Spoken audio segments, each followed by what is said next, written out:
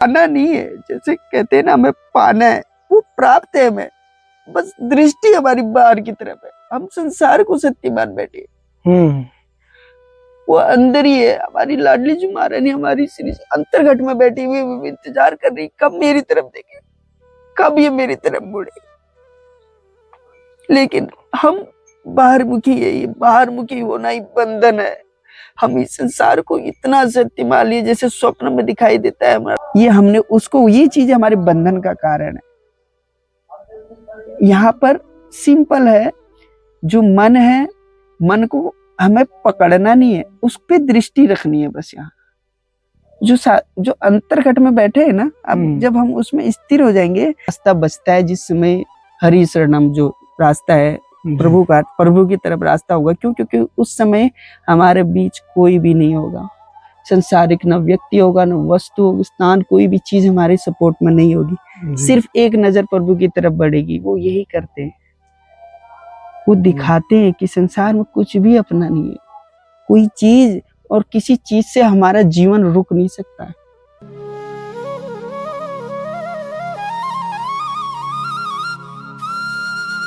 राधे राधे। आप सभी भक्तों का एक बार फिर स्वागत है आपके अपने चैनल संत यात्रा में। लगातार भक्तों की कृपा से, श्री जी की कृपा से और संतों की कृपा से संत महाराज जी के दर्शन हो रहे हैं। और आज मैं आपको बहुत ही दुर्लभ और युवा संत के दर्शन कराने वाला हूं। और महाराज जी बड़े एकांत वन में रहने वाले और भक्ति मार्ग पर चलने वाले, लगभग 20 साल की कठिन इस जो भक्ति मार्ग है उस पर सेवाएं दे रहे हैं महाराज जी।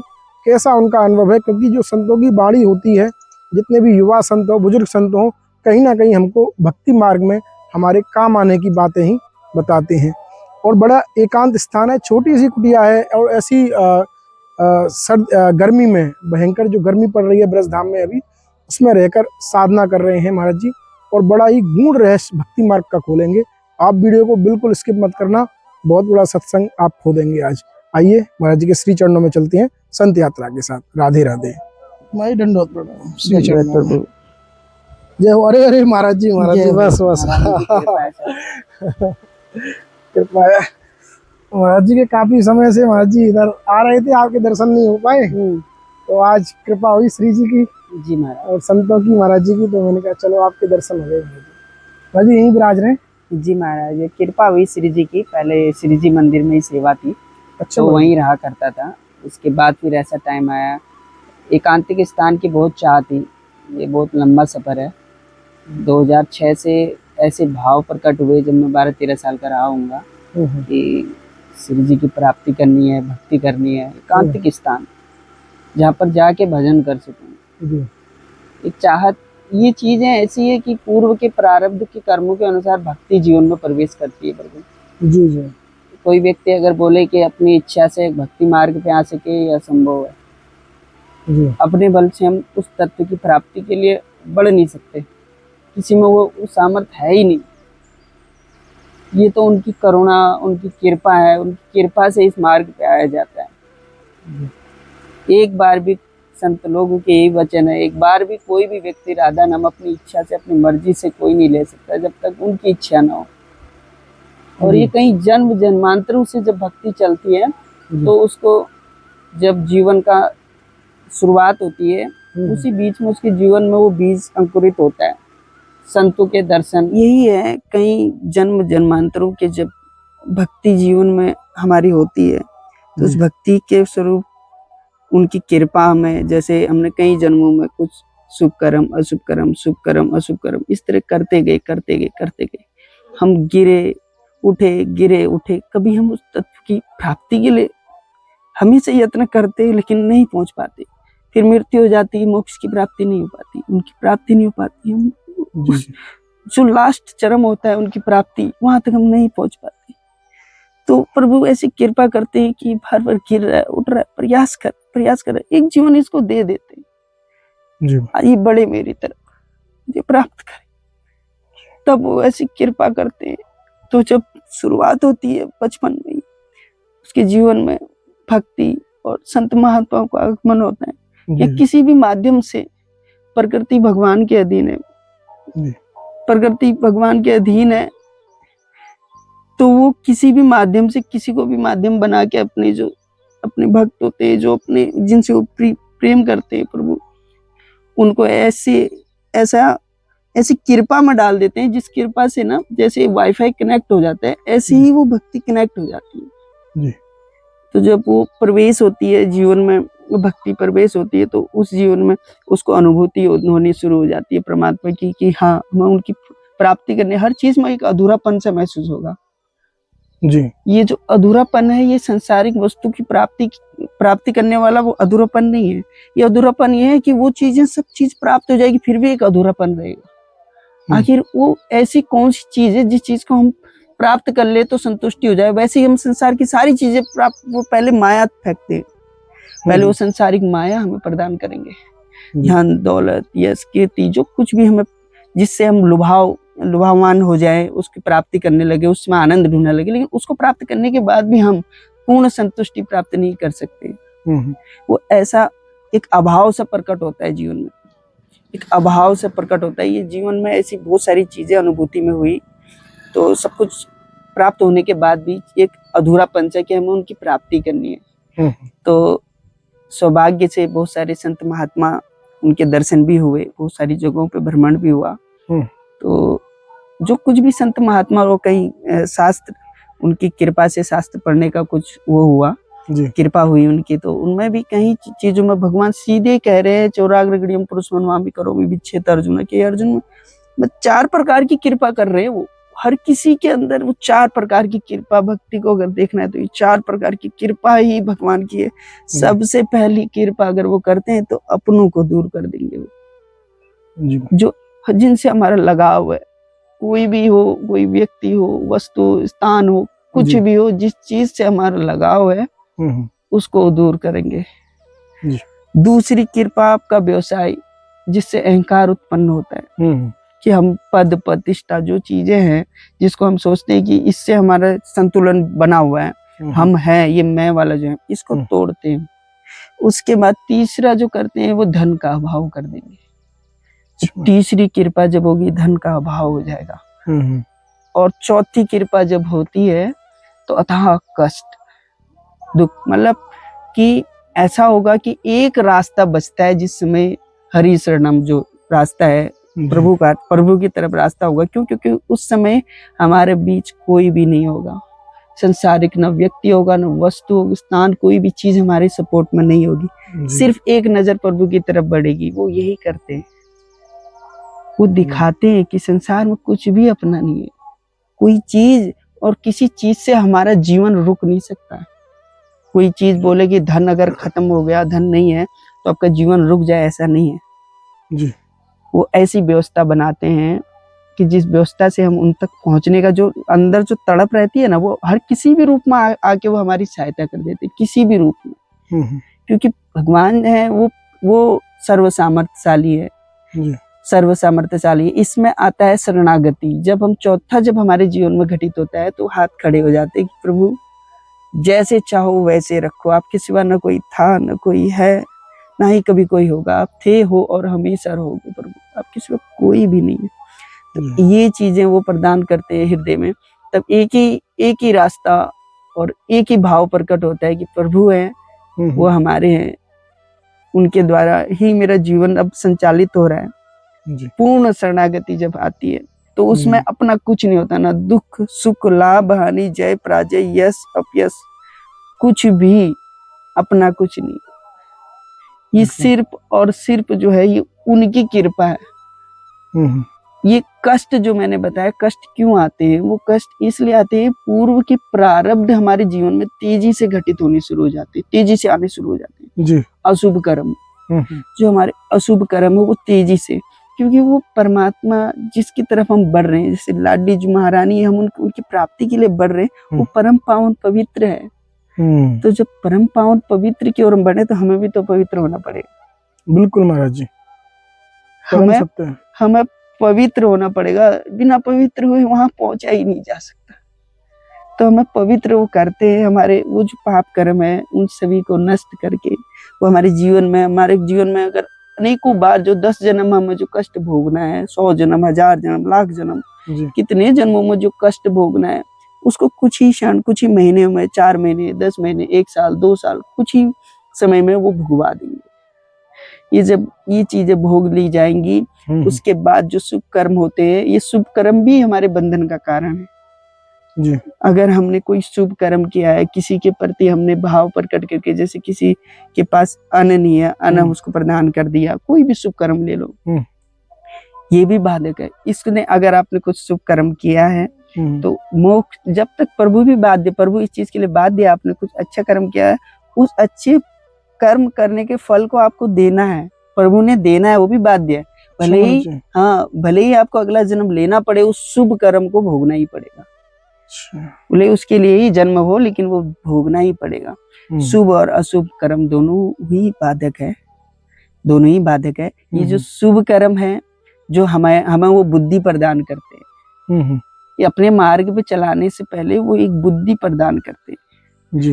वो ज्ञान बुद्धि, जो हमारे जो भाव दृष्टि होती है, वो जो भाव दृष्टि जब प्राप्त होती है ना, उस भाव दृष्टि में ऐसा होता है कि जब कोई नहीं है, एक लक्ष्य, एक हमारी जैसे लाडली जी महारानी हमारी श्री जी है, हमारी प्यारी जी, हमारा लक्ष्य हो, तो भाव दृष्टि से सवालों के जवाब मिलते।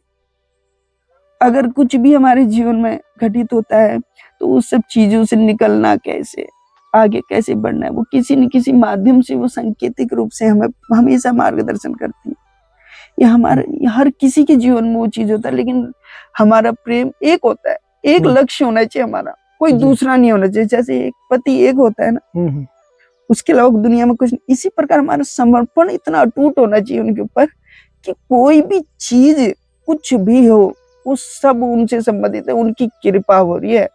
सुख आए, दुख आए, लाभ हानि, जय पराजय, यश अपयश, कुछ भी हो, ये उनकी कृपा से हो रहा है। अगर कोई कष्ट हमारे जीवन में घटित हो रहा है, छोटा सा हमारे लिए है वो क्यों? क्योंकि वो बड़े रूप में हमारे जीवन में आना था, लेकिन उनकी असीम कृपा है, एक छोटे से में उन्होंने उसको निपटा दिया, नष्ट कर दिया।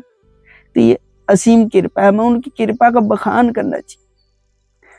वैसे इस मुख में इतना सामर्थ्य नहीं होता, इस बुद्धि चेतना हमारी इतना नहीं है कि हम उनकी कृपा का बखान कर सके, लेकिन कुछ पल जो हमें वो चीज महसूस होने लगे तो हमें हमेशा उनकी कृपा का शुक्रिया, उनको ना हमेशा धन्यवाद करना चाहिए। ये दिन प्रतिदिन सुबह से रात तक हमारी जो भी क्रियाएं हो रही है, उन सबको हम उनके हमें श्री चरणों में अर्पित करना चाहिए। अपने द्वारा किए गए हे श्री जी महारानी, आपने जो कुछ भी मेरे इस शरीर के द्वारा जो कर्म, जो कुछ भी शुभ अशुभ जो भी कर्म मुझसे बने हैं, वो सब आपके श्री चरणों में समर्पित करते हैं, आपके श्री चरणों में समर्पित करने कराने वाली वही है, वही अंतर्घट में बैठ के सब कर रहे हो। खुद से खुद को मिलाने का सफर है ये। वो जो है हम उनके अंश हैं जी, कोई दूसरा नहीं है। ये आंतरिक जगत जो है, जब हम अंतर्मुखी हो जाते हैं, तत्व जब अंतर्मुखी हो जाता है, मन बुद्धि ये विवेक जो हमारा है, मन जो है, मन ही हमारे एक चिप लगाई हुई है। जो मन है ये हमारे अंदर एक चिप है जो कई जन्मों के संस्कारों को लेके बैठी हुई है। इसी के फलस्वरूप हमारे जीवन में कभी क्रोध, लोभ, अहंकार, मोह माया, ये तीव्र गति, किसी को देखा होगा अधिक क्रोधी होता है कोई, बहुत ज्यादा क्रोधी होता है कोई, तो ये क्या है कि वो बचपन से कोई व्यक्ति क्रोधी कैसे हो गया?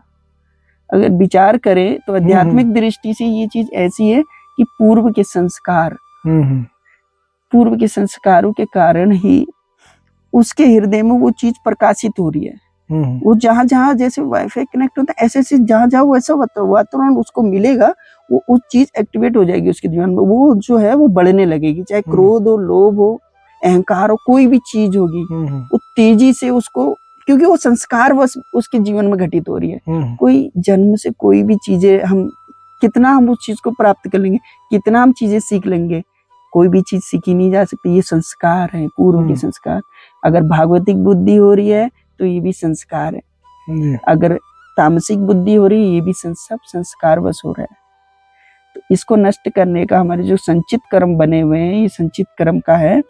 इस संचित कर्म को नष्ट किया जाता है सिर्फ नाम जप से। नाम जप से हमें इन संचित कर्मों को नष्ट करना है।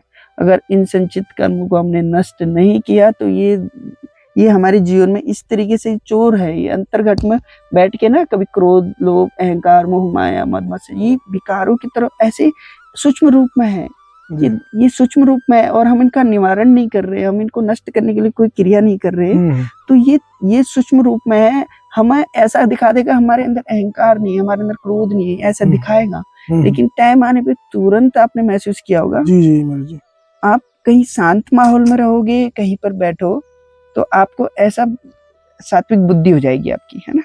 एक सतोगुणी बुद्धि जब रहेगी तो आप, अगर कोई आपसे बात करे तो आप अपना बोलोगे कि मैं ठीक हूँ, मेरे को कोई भी क्रोध लोभ अहंकार ऐसा कुछ भी नहीं, क्योंकि सतोगुणी बुद्धि चल रही है वहां उस समय आपके दिमाग में, 3 तरीके की बुद्धि। तो वो जब होता ही अहंकार प्रकट कर देगा कि मैं झूठ नहीं बोलता हूँ, मैं क्रोध नहीं करता हूँ, मेरे अंदर ये वो कर रहा है, ये क्या कर रहा है, सूक्ष्म होकर अंदर छुपा हुआ है। समय आने पर ये ऐसे विकराल रूप में प्रकट होगा कि आपके सारे पुण्य नष्ट कर देगा। हाँ सत्य महाराज जी, ये आपने महसूस किया होगा। बिल्कुल बिल्कुल महाराज जी। हमें पता नहीं चलता, हम उस चीज को जान नहीं सकते कब ये हमारे पुण्य को नष्ट कर दे। हमारे पुण्य है ही नहीं, वैसे हम पुण्य कुछ भी नहीं होते, लेकिन ये क्या कर देता है, डिमोटिवेट, हम उस चीज से डिमोटिवेट हो जाते हैं। कभी कुछ शुभ कर्म, कहीं पर हम जा रहे हैं यहाँ से, मान लो कोई किसी की सेवा हमारे जीवन में, अगर मान लो सेवा का भाव प्रकट हो गया, हम वो सेवा करेंगे ना, हमारी श्री जी ने हमें वो जो दिया है, एक कृपा हमें प्रदान करिए कि हम जैसे भाव प्रकट हुआ किसी की थोड़ी सेवा कर लेते हैं, ऐसे भाव प्रकट करने वाली वही अंतर्घट में बैठ के वही कर रही है। बिल्कुल महाराज जी। वो जो सामने जो ले रहे हैं वो भी वही है, और वो जो देने वाले भी वही है। ये जो मैं बना हुआ है ना बीच में, ये भास रहा है, यही है जन्म मरण के चक्कर में पड़ाने वाला। इसी के कारण हमारे जन्म और मरण हो रहे, पुनरपि जन्म पुनरपि मरणम, इसी कारण से हो रही है, क्योंकि हमने इस मन के अधीन हो चुके हैं। इस मन के अधीन होने के कारण हम बार बार फंस जाते हैं, बार बार इसी जन्म में, जन्म पे जन्म, जन्म पे जन्म, कर्म पे कर्म हम जोड़े जा रहे। कभी वो नहीं सोच रहे कि हमें निकलना क्या। अगर हमने कुछ पुण्य किए होते, अगर हमने नाम जप किया होता, भक्ति की होती, तो हम तो कब की मुक्त हो चुके होते जी। कब की मुक्त हो चुके होते। हम जन्म में, हम यहाँ हैं, हम कष्ट सुख दुख क्यों भोग रहे हैं? ये कारण है, यही है कि क्योंकि हमने उस जीवन में प्रयास नहीं किया, उस हिसाब से हमने प्रयास नहीं करे, उस हिसाब से तड़प हमारे हृदय में नहीं प्रकट हुई कि हमें उनकी प्राप्ति करनी। बिल्कुल महाराज जी। और ऐसे संत समागमों, इतने दिव्य दिव्य संत है यहाँ ब्रिज में, जी जी, इतने संत अपने मुखारबिंद, इतने शुद्ध, भगवान साक्षात संतों के रूप में। संत कहते ईश्वरेण सर्वभूत प्राणी मृदि अर्जुनम तिष्ठति, वो कह रहे मैं सभी भूत प्राणी पशु पक्षी जीव जंतु नर नारी सभी के अंतर्गत में विद्यमान हूँ। उस सभी के अंदर वो चराचर शक्ति विद्यमान है। फर्क ये है कि हम बाहरमुखी हैं, हम हो गए बाहरमुखी, हम संसार को देख के से सत्य माने, लेकिन वो अंदर बैठे हुए, जिसने पाया अंदर ही पाया है, बाहर नहीं। अंतर्मुखी होना पड़ेगा। वो अंतर्घट में बैठे हुए हैं, ना हमें कोई सुख दुख लाभ हानि जय पराजय ये सब, ये जितनी चीजें हैं ये हमें प्रभावित नहीं कर सकती, जो हमारा स्वरूप है जी, आनंद स्वरूप सच्चानंद।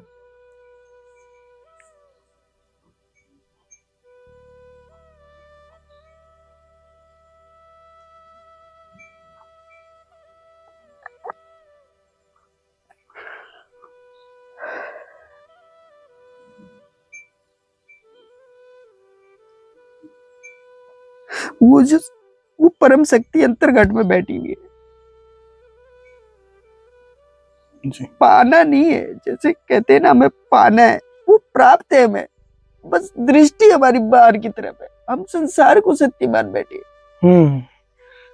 वो अंदर ही है। हमारी लाडली जी महारानी, हमारी श्री अंतर्घट में बैठी हुई, वो इंतजार कर रही कब मेरी तरफ देखे, कब ये मेरी तरफ मुड़े। लेकिन हम बाहरमुखी है, ये बाहरमुखी होना ही बंधन है। हम इस संसार को इतना सत्य मान लिए, जैसे स्वप्न में दिखाई देता है हमारा कोई चोरी करके ले गया, हमें दुख हो रहा है, पहाड़ से गिर रहे हैं, इसी प्रकार से वो दुख होता है, हम उसको सत्य मान लेते हैं। लेकिन जब जागृत अवस्था में होते हैं, हम सोचते हैं ये तो कुछ हुआ नहीं, मैं यहाँ सो रहा हूँ। बिल्कुल महाराज, ये ऐसे ही ये जीवन है। हम जो कुछ भी देख रहे हैं ये सब असत्य है। अंतर्मुखी होने पर हम देखेंगे कि हमारा स्वरूप तो अस्थिर है, वो अस्थिर है, वो ये संसार अस्थिर है, ये परिवर्तनशील जो है वो सत्य नहीं हो सकता। न मन है, मन भी परिवर्तनशील है, ये परिवर्तित होता है। तो जो परिवर्तित होता है वो हमारा स्वरूप नहीं है। बुद्धि बुद्धि भी कभी छोटी कभी बड़ी होती है, वो भी हमारे स्वरूप नहीं है। दुख दुख भी बदलता है सुख में, वो भी हमारे स्वरूप। सुख भी परिवर्तित होता है, लाभ हानि जो कुछ भी चीजें आपको दिखाई दे रही है सब परिवर्तित हो रही है। शरीर ये भी परिवर्तित होता है, बचपन से बड़े भी जवान होते हैं, बूढ़े होते हैं, ये परिवर्तित, ये हमारे स्वरूप नहीं है। जो परिवर्तित हो गया वो हमारे स्वरूप नहीं है। हमारा स्वरूप स्थिर है। हम वो जो एक अंतर्घट में बैठी हुई जो परम शक्ति है वो स्थिर है। जिस प्रकार एक पर्दा होता है, आपने मूवी देखते हो, मूवी चल रही है, पर्दे को कोई फर्क उसी में, उसी सीन में, उसी पिक्चर में दिखाई दे रहा है कि कभी वो पिक्चर में देखते हैं, कभी कोई एक्टर होते हैं वो कभी सुखी होते हैं, कभी दुखी होते हैं, कभी डांस कर रहे हैं, कभी कुछ कर रहे हैं, बहुत सारी चीजें वो कर रहे हैं, बहुत सारे चलचित्र चल रहे हैं। वो चलने के बाद और एक टाइम ऐसा आता है वो पिक्चर खत्म हो जाती है। अब वो जो पर्दा है, उस पर्दे को उस पिक्चर से कोई फर्क पड़ता है नहीं। वो पर्दा वहीं का वहीं है, पिक्चर खत्म हो गई, वो बंद हो गया, लाइट बंद हो गई है, वो पर्दा वैसे ही है ना। बिल्कुल। तो ये जो पर्दा है जो आंतरिक जगत में, ये वो शाश्वत आनंद है, वो परमात्मा, वो श्री जी महारानी अंतर्घट में जी, वही है सत्य। उन्हें इन सब चीजों से कोई चीज उनको छू नहीं सकती, वो हमारा स्वरूप है। बस फर्क इतना है कि हम बाहरमुखी हो रखे, आंतरिक जगत में जब हम स्थिर हो जाएंगे तो मुक्त है। बिल्कुल महाराज जी। हमने मन को नहीं ये मन ने हमें नहीं पकड़ा, हमने मन को पकड़ के रखा हुआ है यार। बिल्कुल महाराज, ये मन को हमने पकड़ा हुआ है। कोई दुख आ रहा है, हम दुख कहते हैं ये मेरा दुख है। कोई सुख आया, ये कह रहे कि ये मेरा सुख है ना। कोई अपना पराया जो कुछ भी दिखाई दे रहा है ये मेरा है, हमने खुद ही उसको पकड़ लिया। माया यही है, माया का यही रूप है। माया इसी तरीके से हमें फंसा लेती है। हम सब चीज को अपना बनाना चाहते हैं। हम किसी व्यक्ति विशेष से हमने सुख की कामना करी, तभी हम उसके समीप जाएंगे। ये अपना सुख, ये अपना स्वार्थ, ये हमने उसको, ये चीज हमारे बंधन का कारण है। यहाँ पर सिंपल है, जो मन है, मन को हमें पकड़ना नहीं है, उस पे दृष्टि रखनी है बस। यहाँ जो अंतर्घट में बैठे हैं ना, अब जब हम उसमें स्थिर हो जाएंगे तो इसकी जो हलचल हो रही है, जैसे मन को आप देखोगे, मन क्या क्या विचार कर रहा है दिन भर, इसको देखते रहना है।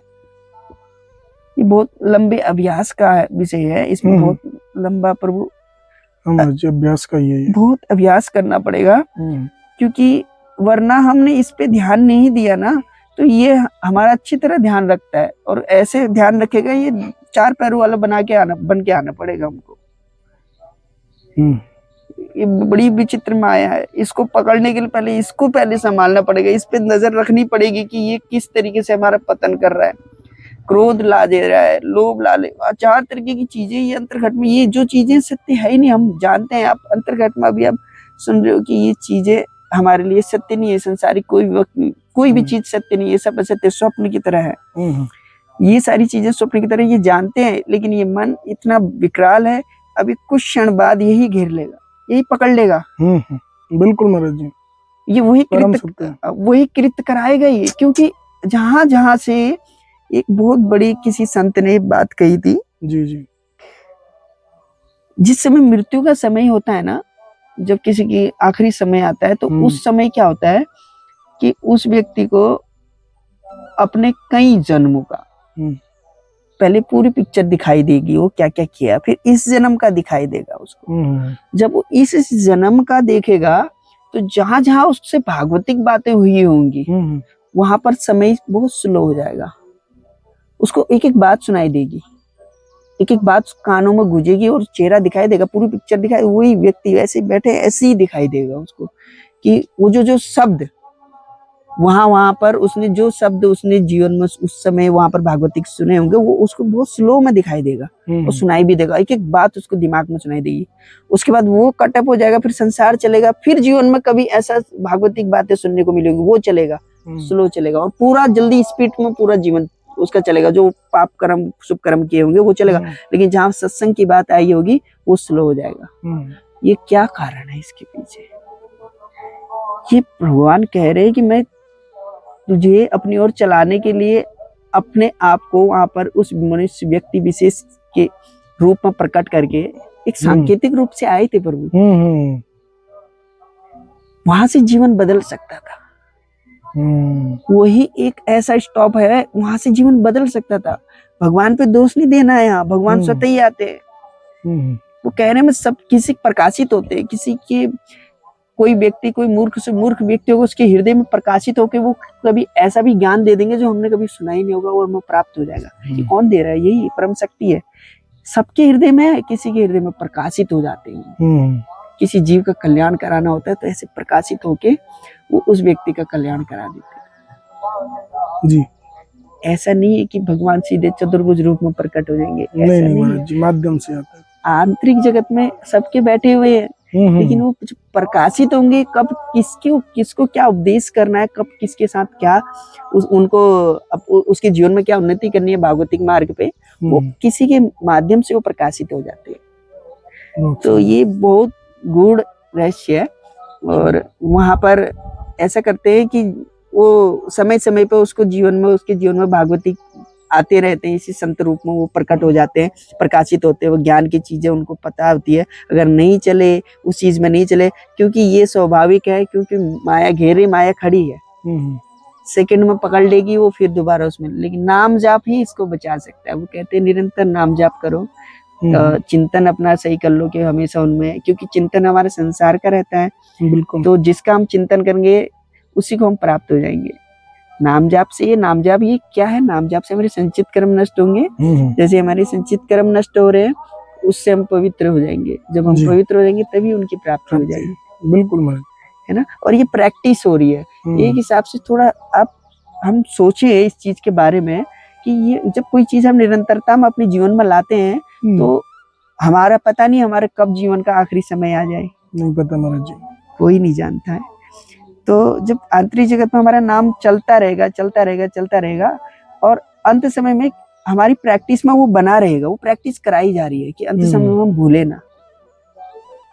कभी भूल भी सकते हैं कोई चीज, कोई भी प्रैक्टिस हमारी भूल ही जा सकती है। लेकिन जब हम नाम जप की प्रैक्टिस कर रहे वो करा रहे हैं हमसे, वही अंतर्घट में बैठ के नाम जप रहे हैं, ये हम कोई नहीं कर रहे हैं, हमारे कोई सामर्थ्य नहीं नाम लेने का। वही अंतर्घट में बैठ के खुद ही नाम जप रहे, खुद से खुद को मिलाने का है ये जो चल रहा है, ये सब खुद से ही खुद को मिला रहे हैं। बीच में जो भाष रहा है, बीच में जो कर रहा है, ये मैं जो है ये अहंकार का प्रतीक है, कोई कुछ नहीं। सिर्फ यही है, वही अंतर्घट में बैठ के खुद से खुद को मिला रहे हैं। यहाँ पर जब शब्द आ जाता है तो दूरी बन जाती है। बिल्कुल महाराज जी, ये दूरी बन जाती है। तो निरंतर नाम जाप से ही हम वहां तक पहुंच सकते हैं, और कुछ नहीं करना है, कोई अभी शास्त्र पढ़ना है ना कुछ करना है, नाम जाप कर लेते हैं। नाम जाप से ही भागवतिक शक्ति हमें प्राप्त होती है। यही है महाराज, और तो हम तो कुछ भी नहीं, जो है उनकी कृपा है, उनकी कृपा से चीजें हैं। बहुत सुंदर महाराज जी, बहुत गूढ़ रहस्य महाराज जी आपने आज बताया, बहुत ही सुंदर वृत्तांत महाराज जी वास्तव में। तो बड़ा सुंदर वृत्तांत था आज महाराज जी के साथ, बड़ी कृपा हुई श्री जी की, ऐसे संतों के दर्शन और ऐसा वृत्तांत सुनने को मिल जाता है ब्रज धाम में। तो बड़ी कृपा हुई है महाराज जी ने, कितना सुंदर कि हमको मन ने हमको पकड़ा हुआ है, हमने मन को नहीं पकड़ा हुआ, हमने पकड़ा हुआ है मन को महाराज। मन तो फ्री है एक तरीके से, लेकिन हम उसमें संसार में घुसे हुए, उसको पकड़ लिया हमने कि हमने दुख आ रहा है, सुख आ रहा है, हमने कहा ये मेरा है, बस अपना अधिकार जमा लिया बस। तो हम फिर बोलते हैं कि हमें दुख हो गया, हमें दुखी हो गया, हमने उसको पकड़ लिया दुख को। पर्दे की भांति हमारा स्वरूप है, वो जो पर्दा है हमेशा ये दिमाग में रखने की चीजें है, लेकिन ये अभ्यास का विषय है, बहुत बिल्कुल अभ्यास का विषय है। अभ्यास से ये चीजें आएंगी कि दुख आ रहा है उसको देखो, दुख आ रहा है, सुख आ रहा है इसको देखो। आप नहीं हो, आप ना दुख हो ना सुख हो, ना लाभ हो रही है ना हानि, कुछ भी नहीं, कोई अपना पराया कुछ नहीं हो रहा है। ये सिर्फ रोल निभाओ, उसको देखना है, बस उस पर नजर रखनी है कि ये कर क्या रहा है, क्योंकि आप उससे सम्मिलित नहीं रहना। सम्मिलित हो गए तो बंधन बन गया, बंधन बन गया तो प्रभु दूर हो गए, बंधन है। दुख मान लिया कि हम दुखी हैं, तो ये दुख मेरा हो गया ना, जबकि वो दुख क्या है, कर्मों के द्वारा हमारे पास आए हैं। बिल्कुल महाराज जी, आए, वो आना स्वाभाविक है। वो दुख क्या है, कोई व्यक्ति के द्वारा हमें कष्ट मिला, वो तो हमारा डाकिया है, वो हमारे कर्म को हमारे पास लेके आया। बिल्कुल वो हमारे ही कर्म लेके आया। कोई व्यक्ति हमें सुख पहुंचा के जाता है, कोई व्यक्ति, तो वो हमारे सुख को हमारे पास लेके आया, कोई हमारे दुख को हमारे पास, वो डाकिया है। बस बस। हमें हमारे कर्म ही हमें दुखी कर सकते हैं। हमारे कर्म, जो दुख है वो भी अलग ही है।